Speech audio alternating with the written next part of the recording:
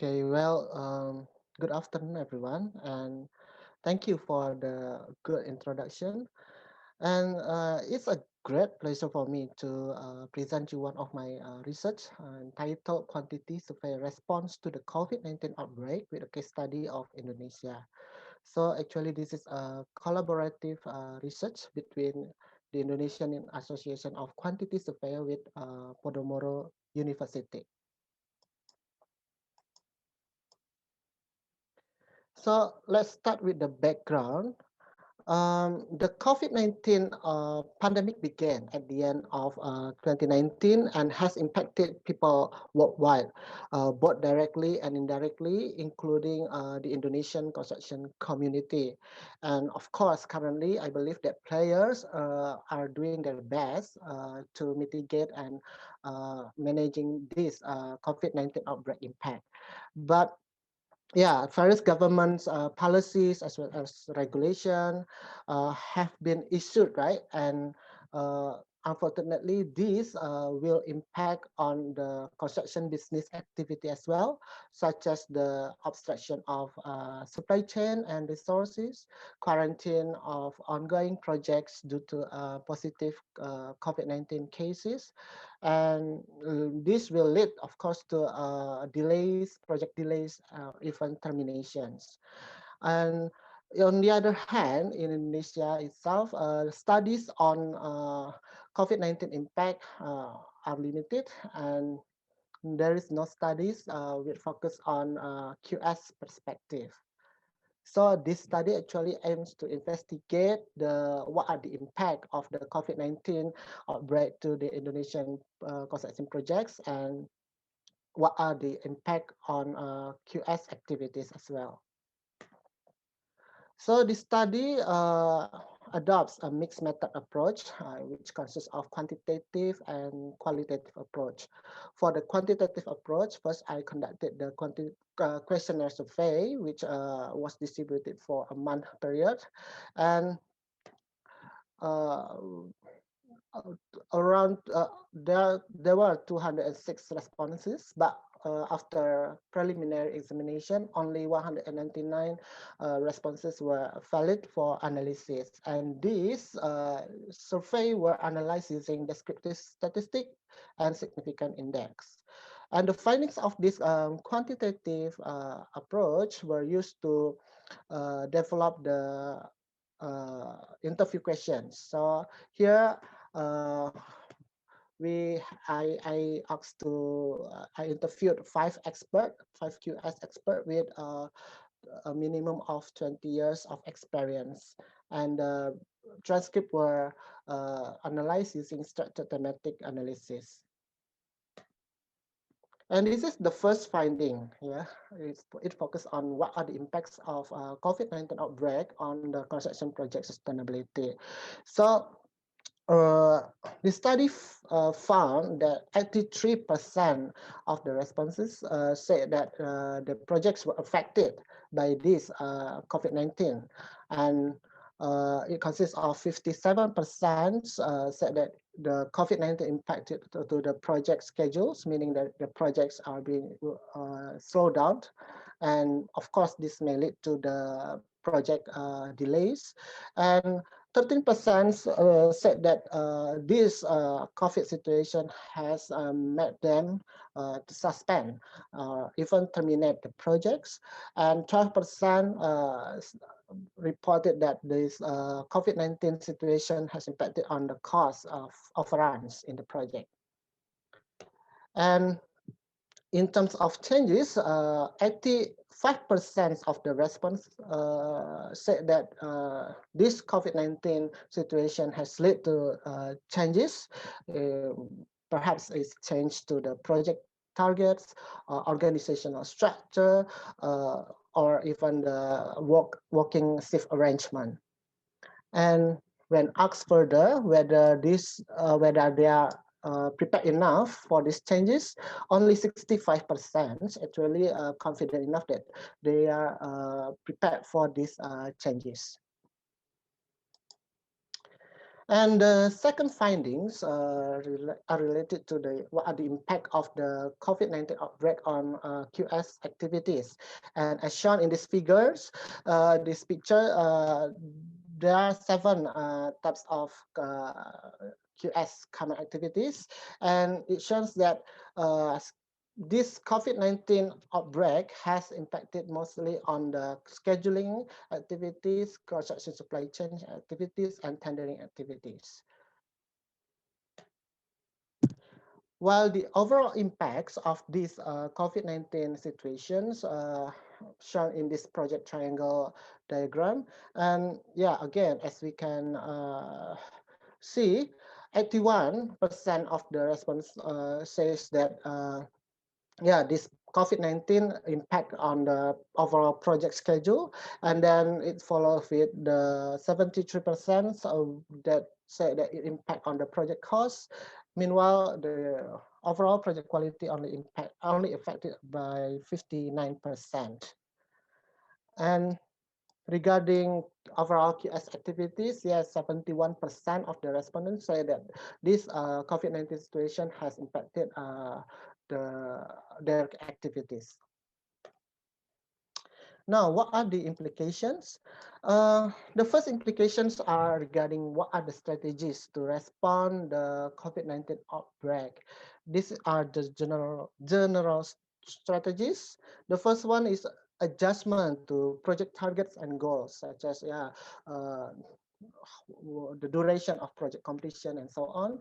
And then negotiation between parties involved, including the exercise of force majeure or even termination. Here, both parties, both the contractor and the owner, needs to sit together and negotiate regarding this matter, and then mapping all potential problems and try to develop different scenarios to predict or mitigate the impact.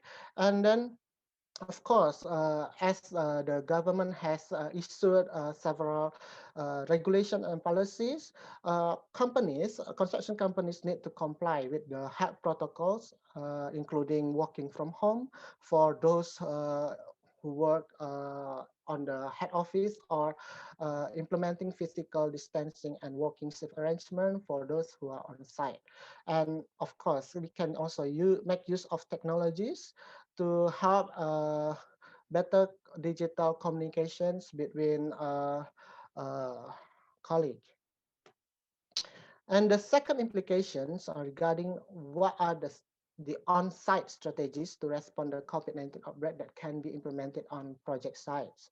So yeah, the first one is the provision of PPE or personal protective equipments, including sanitizer, and then try to make working safe arrangements, and then implement physical distancing and also provide certain facilities, and then also provide alternative arrangement for transportations for construction workers, and use of current technologies, especially digital technologies such as cloud, and then remote, and then drone to monitor the progress work, VR or AR.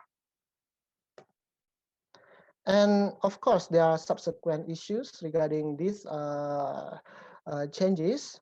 The first one is about project resiliency. So this relates to priority changes, how the construction companies can resilient enough to adapt these changes. And then again, due to the COVID-19 outbreak, there are of course conflicts and several issues that need to be negotiated, such as the payments delays and contractual dispute between contractor and employers. And of course, also this impact to the work culture changes, like now we are having shift of from this process oriented to result oriented perspective, like that. And then also we need to pay attention on coordination and monitoring problems, and provide adequate infrastructure for technology adoption, since several companies that I have interviewed, they said that, yeah, they are trying to implement the HAP protocol, but unfortunately they do not have enough or adequate infrastructure for technology adoption on their side like that. So this is the end of my presentations, and actually this research, as I said earlier, it is a journal paper, and it can be accessed freely from the Journal of the Civil Engineering Forum. Thank you. Thank you, Dr. Hansen, for sharing a very insightful presentation. Ladies and gentlemen, we will now like to invite our moderator, Dr. Susy Rostiyanti, Associate Professor in Construction Engineering and Management, to join Dr. Hansen for a Q&A session. Welcome, Dr. Susy. Thank you very much, MC. And ladies and gentlemen, good afternoon. It is a pleasure to be here with you all, although we are distant, has a distance between us, but I think we can manage a very nice discussion. So maybe to make it, I will ask one question. Maybe after that, it will invite many audience to ask another question. Maybe I will try one question for Pak Hansen, Dr. Hansen. Maybe I will have one question for you.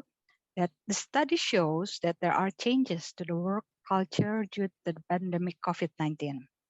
Maybe you can explain how the changes occurs in the project construction. Yeah. Well, actually, there are several approaches where work culture can change in an organization. For example, whether the change can in work culture is aggressive, corrosive, or indoctrinating. Now, if we look at the situation of the COVID-19 outbreak and how its massive impact has caused a change in work culture, then I think this outbreak, this pandemic, has caused an aggressive culture change, which means that the change in work culture in construction is quite massive, and then it occurred suddenly, quickly, and of course using power, where the handling of the pandemic must refer to the government's regulation and policy that must be implemented by the project organization. But I think further studies need to be done regarding how this change can occurs in in a specific situation, like in Indonesia context or in other countries' context. And regarding those work culture changes, we can see it from the other perspective, whether it changed from the organizational perspective, organizational aspect, or in communication aspect, or in occupational health and safety aspect. Because yeah, these changes, the COVID-19 situation has impacted to almost um, all aspect of the construction activities, right? Like organizationally, maybe the construction companies become more permissive, yeah. For example, related to the project targets or priority changes, or collaboration for handling the COVID-19 outbreak, or in terms of the communications aspect. Yeah, COVID has this situation has caused change in the construction work culture, which was previously dominated by paper-based communications. Now we are adopting more digital communication technologies. Or meanwhile, in terms of the occupational health and safety, there has been also a change related to working arrangement and the provision of certain health facilities, as well as implementation of health protocol on project site like that. All right. Thank you, Dr. Hansen. A question, actually, there are two questions raised by Mr. or Miss JC Ng. First question, maybe you can answer it straight, that what has been the approximate delay to your project in Jakarta? Regarding what, yeah, of course, each project have different situation. They face different problems, right? And a study from my students, he studied about the claim extension of time for companies or contractor companies who were affected by this COVID-19 outbreak. And he actually tried to uh, calculate the possible claim durations that can be proposed by the contractor, right? And he used three types of techniques: as planned versus as built, impacted analysis, and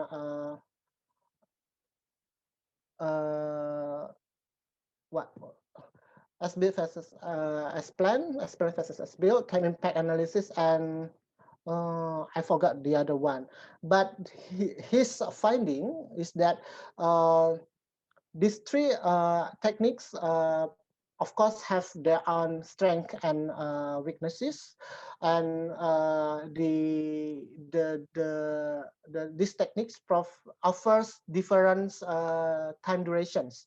Yeah, like the first one is about 18 days, and then the other one up range to 75 days claim for extension of time. So it really depends, and it really depends on how the contractor negotiate well to the employer regarding the settlement of this extension of claim for this situation. Yeah, so it really depends, and yeah,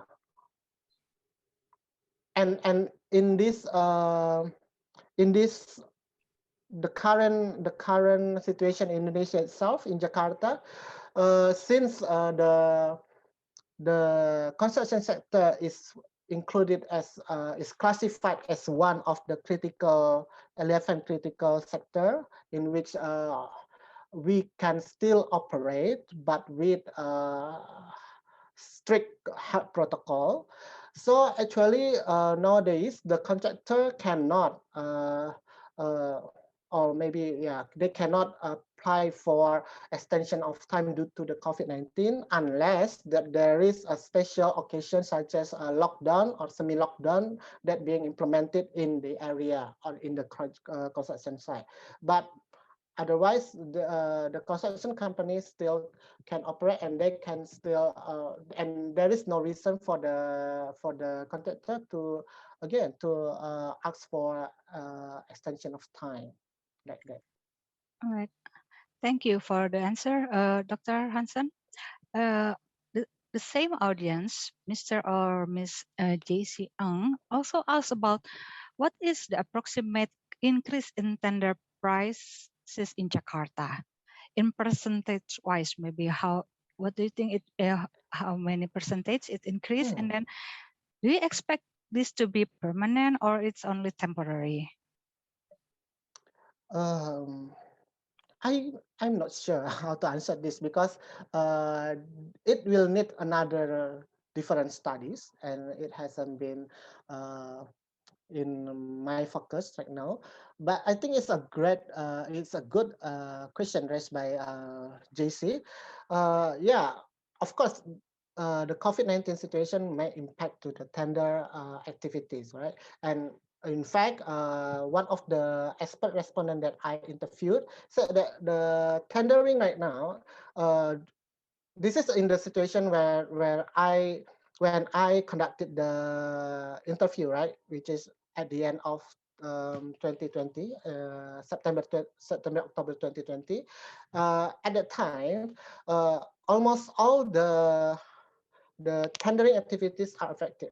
So there are three categories. The first one is that the project that being nearly completions for I mean the feasibility study, the design and the tendering almost completed. So they are still going to the both party the employers still going to continue with the tendering activities.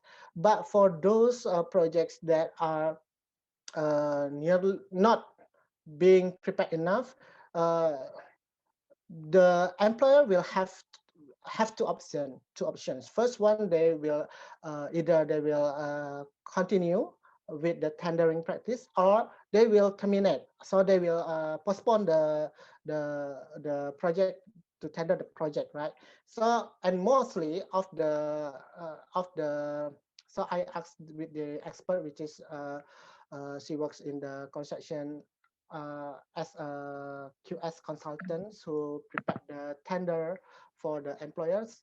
So yeah, she said that most of the new tenders were being postponed.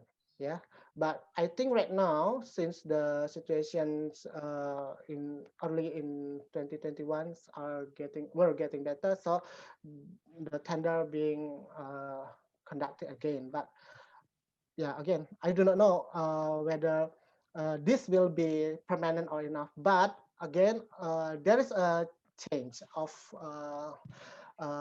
paper-based tendering practice. Now we have many e-tendering practice like that. Yeah. Thank you. Thank you, Dr. Hansen. Another question comes from Mr. Kristanto Salim. He asked that how QS team in construction now is adapting digital technology to do the measurement task. For instance, checking the progress, update for to be faster and quicker in job site. Yeah, this is another study topic as well. So it has become um,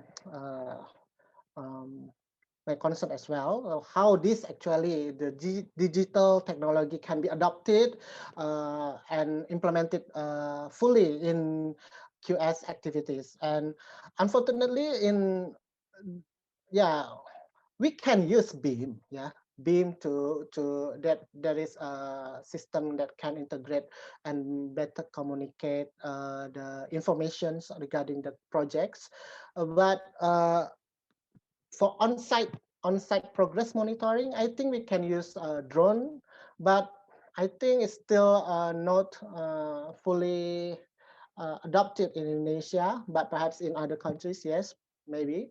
But yeah, we can use drone. We can use virtual reality technology, in which a person can then try to capture all the condition, yeah, progress on site, and then the QS can still working from home, try to measure and ask and ask for the termin like that. So there are a lot of possibility regarding this implementation regarding this adoption of digital technologies, but yeah, I think it needs another study topic, yeah, another research, whether this has been fully implemented or not. Thank you, Dr. Hansen, for the very interesting answer. Miss Jessica asked one question for you. If the situation is not getting better anytime soon, what do you think will be the best solution we can do for the time being? Yeah, it I is think a I very know. interesting question. Well, it's a good question as well, but uh, yeah, the construction sector always faced with uncertainty, right? We in project management we learn about how to handle uncertainty, and one aspect that we can that I think I can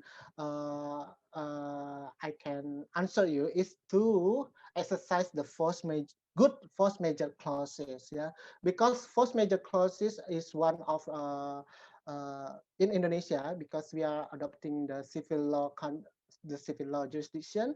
So force major is can be used as a what we call it, as a decision clause that can help both parties, either contractor and employers, during this uncertain time. Yeah, because the force major clauses, yeah, allows both parties to hinder from fulfilling their obligations on the ground that the event are beyond party controls. Like in this situation, like this COVID-19. Yeah. Yeah. Again, I cannot say anything about the when will it ends, right? But uh, with the applications and with the well prepared contract draft, yeah, uh, at the at the what we call it, contract preparations, um, both party needs to be aware now about the force major clauses and the enforcement of force major clauses. Yeah, because it's quite important and it's particularly very crucial in this era of uncertainty like this. Okay. All right. Thank you. Yeah. I mean, we know right now the condition in Indonesia, uh, the number of person uh, get contaminated by the virus is increased. So it won't. I mean, the situation will still the same. I don't right, Dr. Hansen. Yeah. So it won't stop soon, I think. Yeah. Mm. So maybe we can.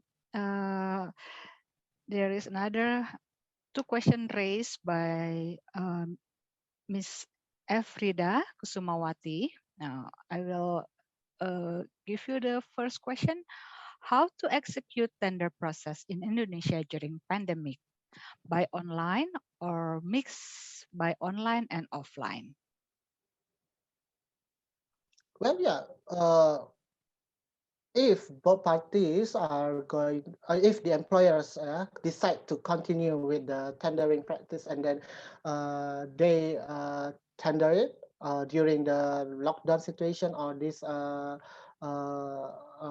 COVID-19 outbreak situations, yeah, they, I think they need to conduct it online, yeah, using the e-tendering practice like that. And in fact, the government, most of the government projects right now encourage contractors to submit via e-tendering like that.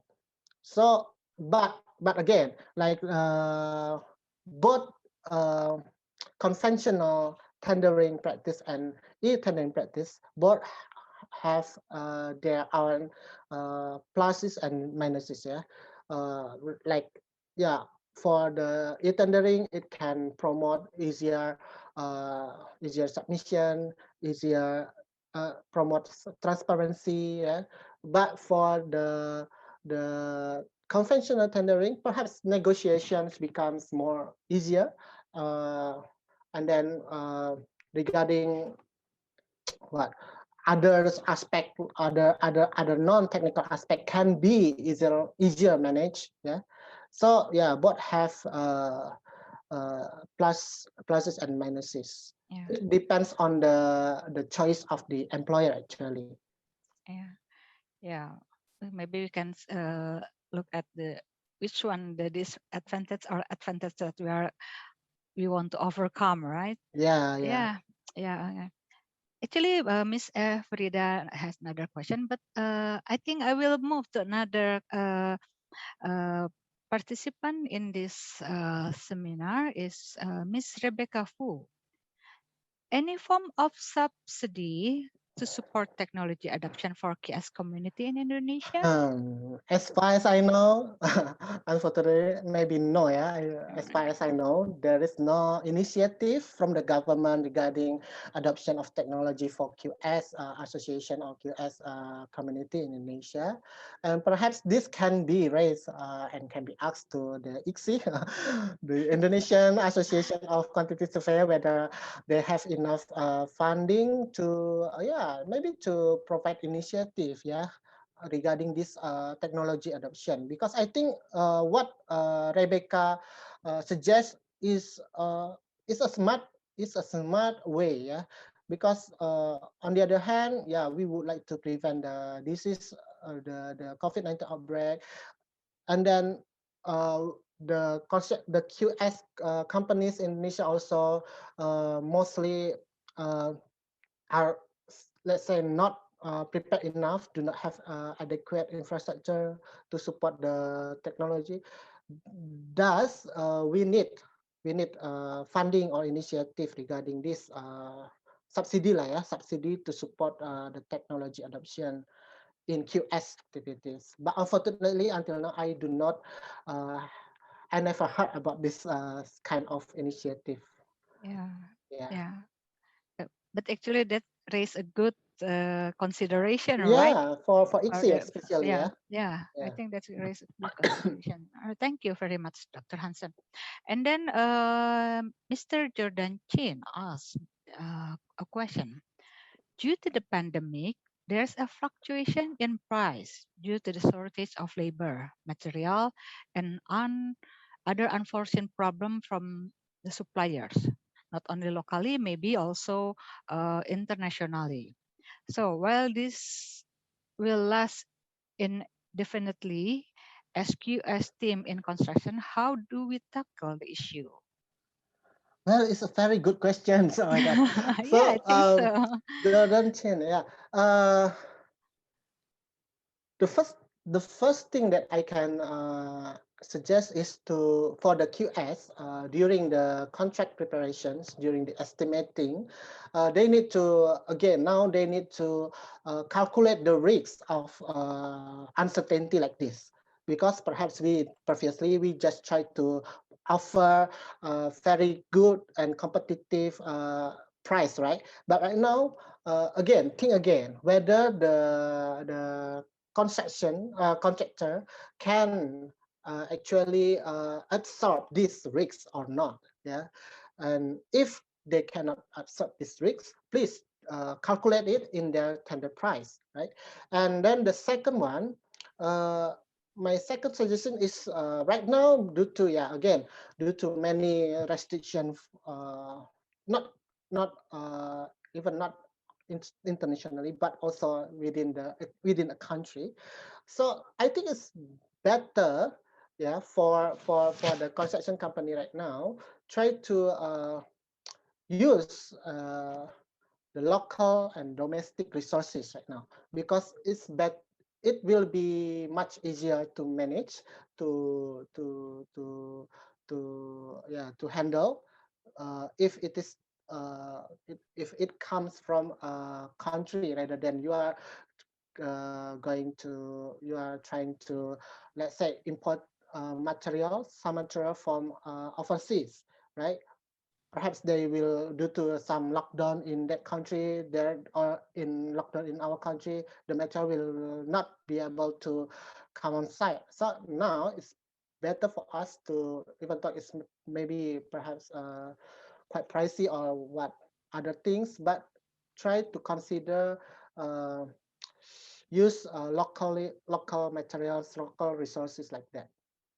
Yeah, Yeah. I think so. Yeah, it's easier. Maybe it's not because of cheaper, but easier to access, right? Yeah, Because the to mitigate the risks lah, the yeah, risk I of think so. Yeah, uncertainty. I think so. Yeah. Yeah, thank you. And then I just realized that Miss Afrida Kusumawati question is related to her first question about the impact of tender, the online or offline, and then to the negotiation process. And actually, you already answered that question, right? Yeah, So yeah. I think Ms. Afrida your question has been answered before. So since I haven't have any question from the audience, maybe I will ask to you a question, Dr. Hansen. Sure. So I mean, you said in your presentation that the study shows that pandemic COVID-19 has affected the construction project in Indonesia. And then you mentioned about project preparedness to the pandemic. Actually, what is or what are the actions taken by construction project to face the situation caused by the pandemic?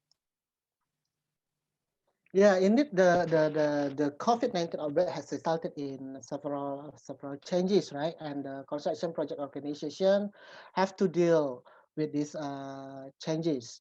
And as the finding in the study, it shows that only 65% of the respondents believe that they are prepared enough for managing these changes, right?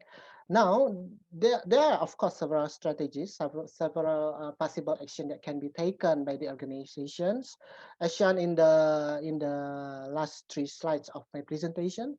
There are several strategies that can be implemented or have been actually implemented by the expert respondent of this study. Yeah, this include the general strategies. Yeah, and strategies that focus on site activities such as working shift arrangement, transportation arrangement for construction workers, as we know that normally construction workers will have a dorm like that, and then they need to and the contractor need to provide transportations. Yeah, now they need to provide alternative arrangement for this transportation. Yeah, and All right. Yeah, yeah. of all like digital technologies right now.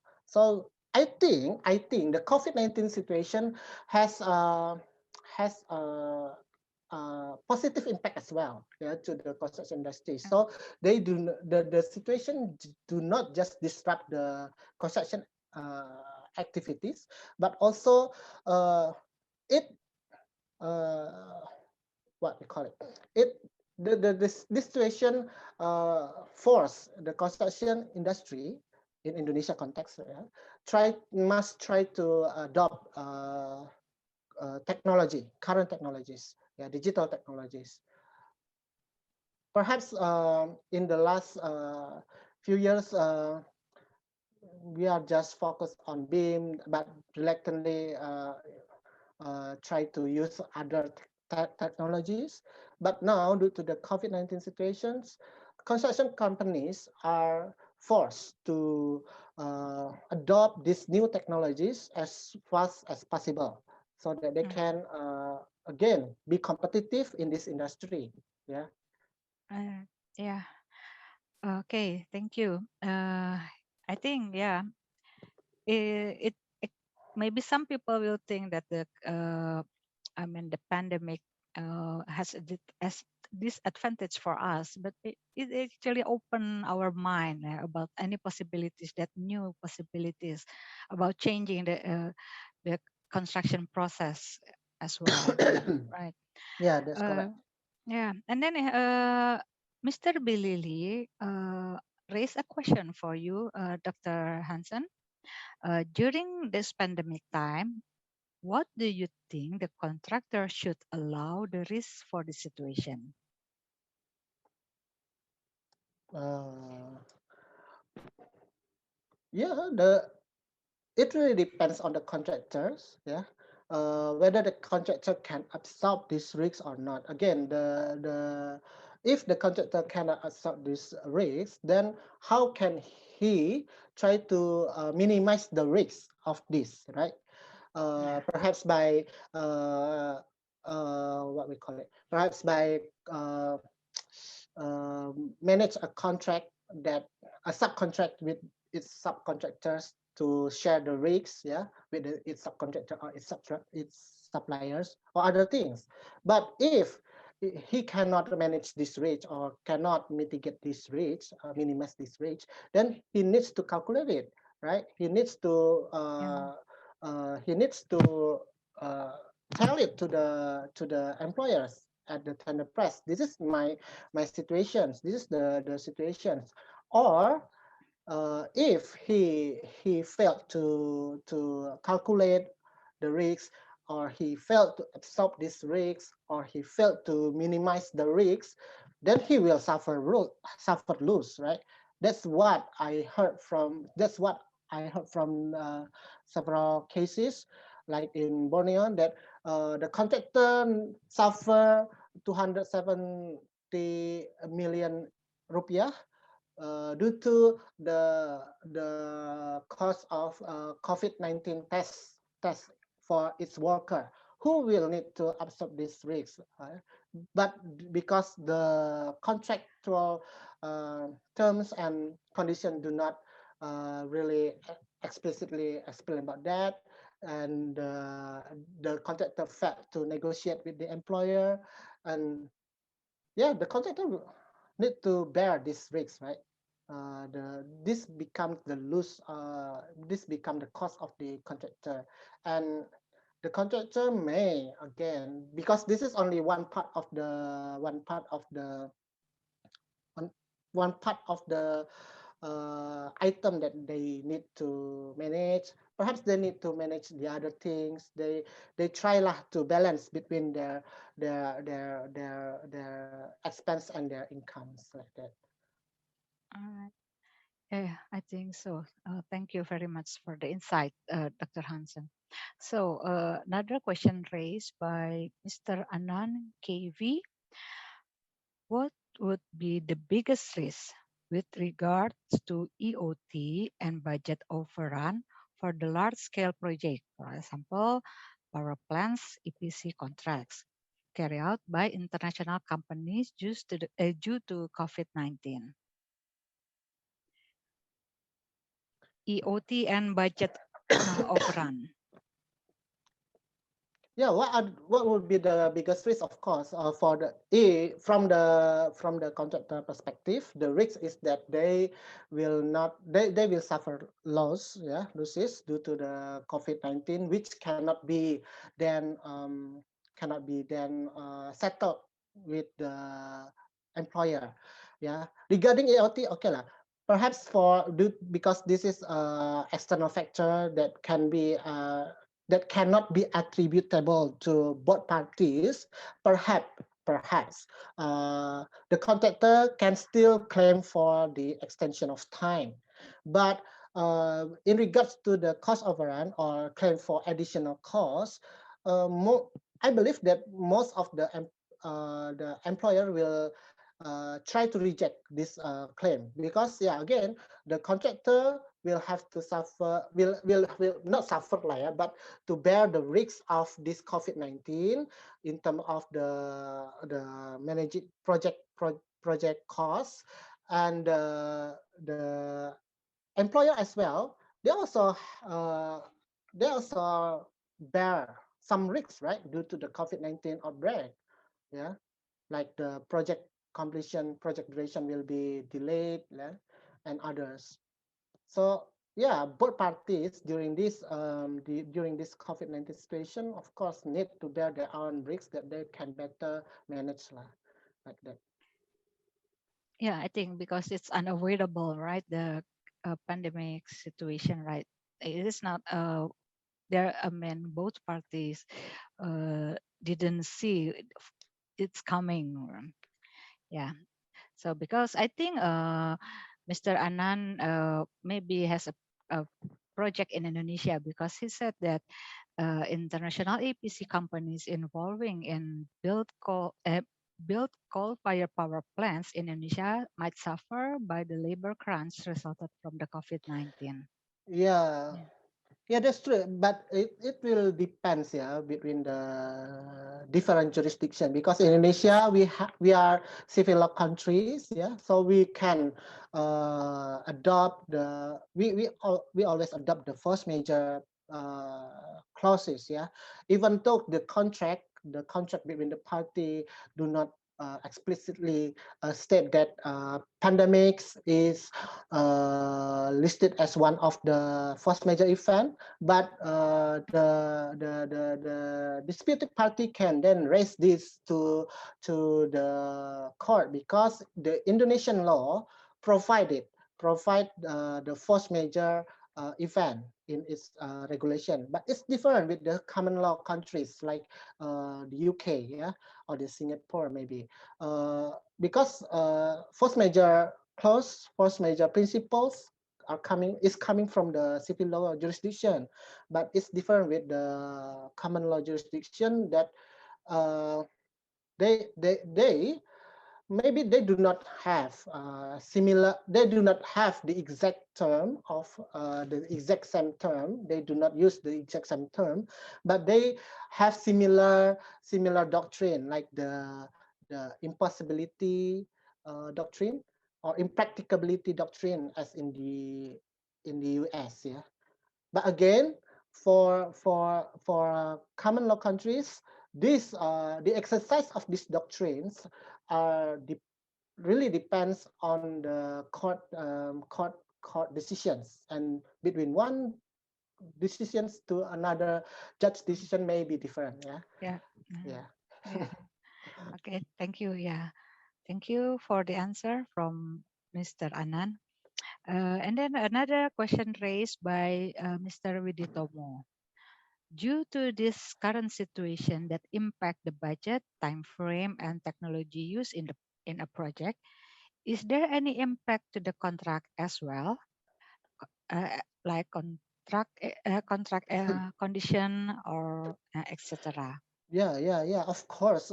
Because I believe that contract is the foundation for managing a project, right? Construction project. And since the COVID-19 situation, the COVID-19 outbreak has come and occurred in construction site, uh, both parties, either the employer and the contractor, must suffer several conditions, several changes, yeah, that may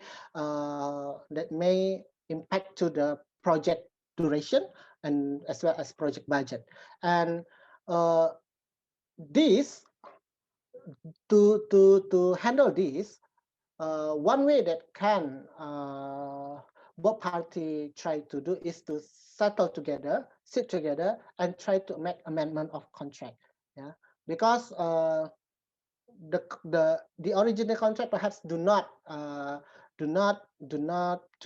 we call it do not prepare enough. Yeah, to manage to mitigate this COVID-19 situation. So the possible outcome is that the both parties try to sit together to try to amend the contract, negotiate the contract, or if the parties fail to do so, then the contractor, they of course do not want to suffer more losses, right? They may terminate Right. the Yeah. contract. They may terminate. One party may terminate the contract, and it is in Indonesia. It is allowed. Yeah, allowed by the law because uh, the Indonesian law has the force major clauses like that.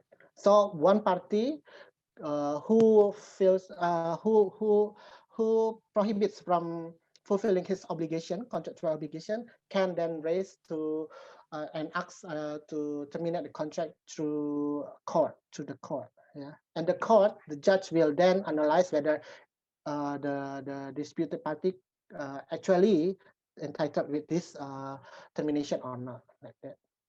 All right. Thank you. There is no other question here from the audience. I think I will give back to the MC for another session. Thank you, Dr. Hansen, for all your Thank you all for answer the questions. the question from the audience. And I will Thank you, give Bu it back Susy. to the MC.